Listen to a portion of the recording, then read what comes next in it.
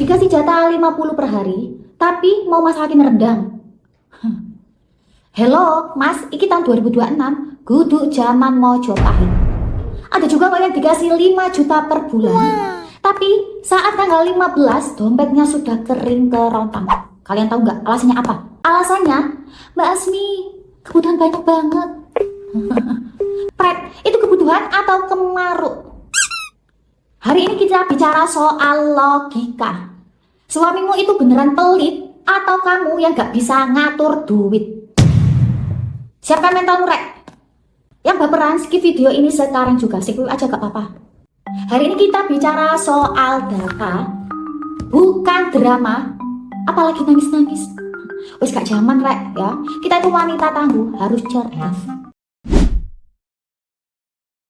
Banyak dari kalian yang gagal paham apa bedanya suami pelit, suami medit, atau suami pas-pasan. Ini bedanya itu kayak langit dan sumur ya, langit dan sumur, jeru-jeru, jauh bisa jeru-jeru. Wow. Pertama ya, suamimu gajinya itu pas-pasan atau UMR. Anggap aja suamimu per bulannya 5 juta, gajinya itu 5 juta.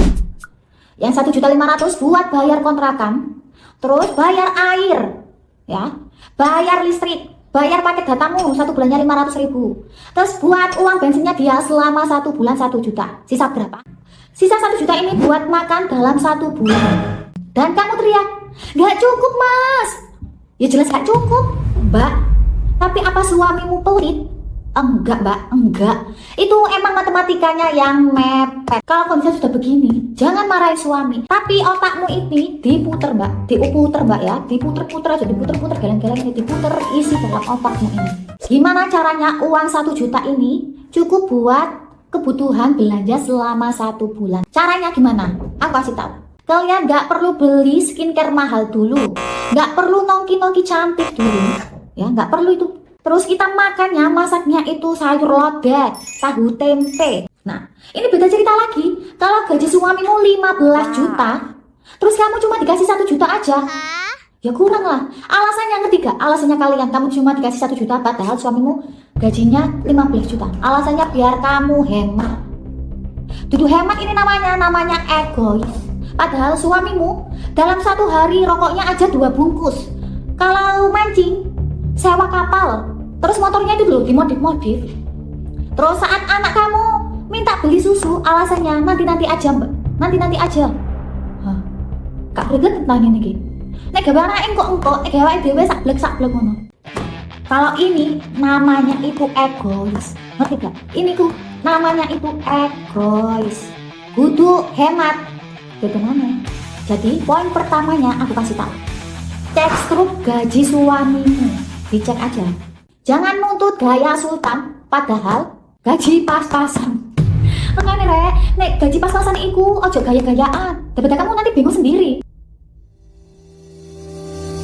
Terus Mbak Asmi gimana dong caranya kasih tahu suami dia biar sadar kalau uang belanjaan 1 bulan ini kurang? Caranya satu ya, caranya cuma satu, pakai data. Kamu harus pakai datanya, biar kamu nggak diremehin suamimu nanti.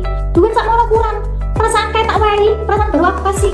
Kok sekarang minta lagi? Ya gak usah bingung-bingung, langsung kamu kasih tahu nih buku catatannya. Akan Rek, laki-laki itu makhluk logika, ngerti gak kalian? Laki-laki itu makhluk logika. Mereka itu nggak peka kalau mbok kode-kode, terus aku mewek-mewek, mbok menangi aku gak peka Rek. Berarti ini aku dia itu cuma berprasangka lah apa sih kan gak jelas sih, apa sih kok punya perumut, apa sih kok aku dimenangi, gak bakalan peka Rek. Aku mana kalian cuma modal air mata, nangis kok mas, itu gak bakal paham sih Rek. Suamimu malah bingung. suamimu nanti malah pusing, dia tuh malah pusing, ngerti gak kalian?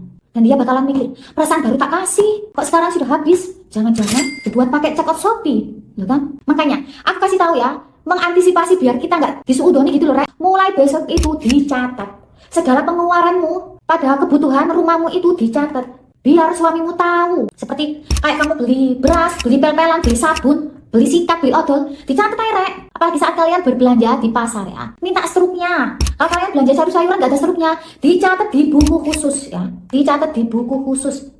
Tulis yang detail, dicatat di buku khusus itu tadi. Seperti kayak contoh nih, kalian beli beras 5 kilo, harganya 85, catat aja. Minyak goreng 1 liter, 20.000, catat aja. Bawang putih, bawang merah, atau perintil-perintil kebutuhan dapur yang kecil-kecil itu, meskipun kecil, perlu dicatat. Perlu dicatat, aku ingatin ya, perlu dicatat. Nah ini dia, nanti pas akhir bulan, atau pas uangmu habis, sodorkan ke suamimu. Jangan lupa, kalau nyodorinya itu pakai nada yang lemah lembut, tapi tegas. Ini aku contohin ya. Mas sayang, ini loh laporannya. Uang yang mas kasih 1 juta kemarin. Jadinya barang-barang ini. Sekarang stok berasnya habis mas. Terus aku harus gimana nih mas? Kira-kira menurut mas, ini apa yang perlu aku coret? Apa kita nggak makan aja dulu? Tuh kan? Halus tapi diseret langsung. Nah itu skakmat ya. Itu skakmat. Bojomu gak bakal ngeles rek. Gak bakal golek-golek yoan. Gak bakal duduk sini apa? Gak bakal gitu, soalnya kan kita sudah catat pakai data. Loh, ini namanya skakmat pakai data. Suami gak bakal marah karena angkanya ini jelas, karena angka di buku khususmu tadi itu jelas. Kalau mbak cuma ngomel-ngomel aja, gak masuk itu mbak. Kalau mbaknya ngomel-ngomel, jangan ya, jangan. Suamimu bakal anggap mbaknya ini boros, soalnya gak ada datanya. Tapi kalau ada datanya, suamimu bakal mikir ya, bakal mikir. Suamimu nanti bakalan mikir-mikir juga. Istri Indonesia itu adalah terlalu sering mengajukan pertanyaan jebakan ke suami. Pertanyaannya adalah, mas bisa makan apa mas? Ojo, jangan dipertanyakan kayak gitu. Nanti dia bakalan pikirannya itu kemana-mana. Stop. Ojo ngomong ngono dek suamimu ya. Jangan bicara atau menawarkan kayak gitu ke suamimu. Mandek. Ojo gitu terus. Kenapa? Karena kalau kamu tanya, mau makan apa mas? Suamimu bakalan mikirnya kemana-mana. Kayak gini, masa sop iga kok enak deh? Apa maneh diberi sate kambing, enak itu. Jawabannya bakalan begitu. Padahal uang belanjanya ini kurang. Terus kamu golek-golek ngono. Yo aja kamu mau ketayangan dewe, kok bingung karpet dewe, bingung sendiri nanti kamu. Terus makso. Aduh, yo angel ini makso.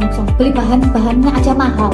Terus kamu pusing, ya apa golek-goleknya caranya. Terus ujung-ujungnya bakalan ribut ya. Nanti ujung-ujungnya bakalan ribut. Makanya stop aja. Ojo takut-takut soal itu. Pertanyaan jebakan itu jangan dulu. Istri yang cerdas itu pakai logika. Paham gak? Gak nanya selera. Ojo takut-takut selera. Jangan sekali-sekali tanya selera suami, jangan. Tapi lihat sisa saldo. Misalnya, saldo bulananmu untuk 2 hari ini sisa 30.000. Kamu cukup-cukupin. Atau kamu bisa juga lihat stok di dalam kulkas. Misal di dalam kulkas ada sisa sayur, kangkung, sama tempe. Ya itu aja kita masak. Kita olah kangkung sama tempe itu tadi. Kita olah jadi apa? Kayak jadi tumis kangkung. Atau tempe goreng, tempe bacem, tempe kecap, tempe sambal goreng sembarang. Baik kita olah, kita putar otak sendiri. Jangan diolah-olah aja dipeksa. Dimasak seadanya aja tadi di dalam kulkas, oke? Nanti suami saat pulang dari kerja nanyain gini, Dek, kok masak ini nih tok ya? Dek, kok cuma ini masakannya? Jawab aja pakai data. Kan jawab, Mas, budget kita tinggal dikit mas. Mas mau masak sup iga? Mau tak? Jatah bensinnya tak long? Mau tak? Jatah bensinnya tak kurangin? Buat belanja, jatahnya bensin buat belanja boleh. Dijamin suamimu bakalan mingkem, ya bakalan diam. Dan makan dengan dijamin makan dengan lahap nanti. Itu namanya manajemen harapan ya, aku tekankan. Itu namanya manajemen harapan. Ini ya. Jangan bikin suamimu berharap makan enak kalau kondisi keuanganmu lagi cash flow atau lagi seret-seretnya gitu loh. Jadi istri itu harus tega demi menyelamatkan ekonomi keluarga. Ingat. Perut kenyang itu penting, tapi pikiran tenang tanpa hutang itu jauh penting ya. Ini Rek, kesimpulannya, aku kasih kesimpulannya. Masalah suami pelit atau istri boros itu kuncinya hanya satu. Karena itu harus transparan, Rek. Harus transparan soal keuangan suami. Jangan main kucing-kucingan. Eleng Rek, awak dewi gede. Kita ini sudah dewasa, dengan zamannya gitu-gituan. Kalau suamimu memang pas-pasan, yo ayo dibantu, disupport, didukung Rek, dihemat pengeluarannya. Jadilah istri yang konoan ya, yang menerima. Tapi beda lagi kalau suamimu kaya, tapi pelitnya ini minta ampun. Tuh Rek. Soge minta ampun sampai anak istri sampai terlantar. Ya kebahagiaan iki jenenge. Kirim video ini ke WhatsApp-nya biar mereka sadar dan tahu uang itu nggak dibawa mati. Uang itu nggak dibawa mati Pak. Tapi kalau istri nggak bahagia, rumahmu ini rasanya kayak di neraka. Bakalan nggak tenang. Jangan lupa like, comment, subscribe ya. Kamu tim suami pelit atau suami pas-pasan? Kita diskusi di kolom komentar ya. Jadilah wanita cerdas, tetap waras. Assalamualaikum.